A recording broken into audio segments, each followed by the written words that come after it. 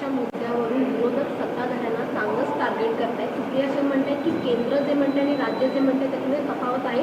कुठेही कमर्शियल गॅसचा पुरवठा होत नाही.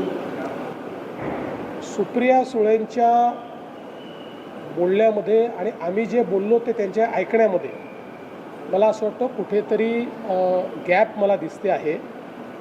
केंद्र सरकारने वारंवार घरगुती गॅसच्या संदर्भात कुठलाही तुटवडा नाही. घरगुती गॅस आम्ही सर्वांना उपलब्ध करून देतो आहोत.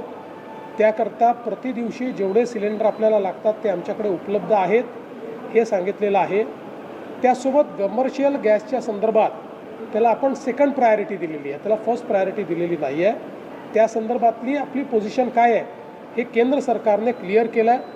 जाणीवपूर्वक लोकांच्या मनात संभ्रम तयार करायचा, लोकांना रांगेत उभं करायला लावायचं.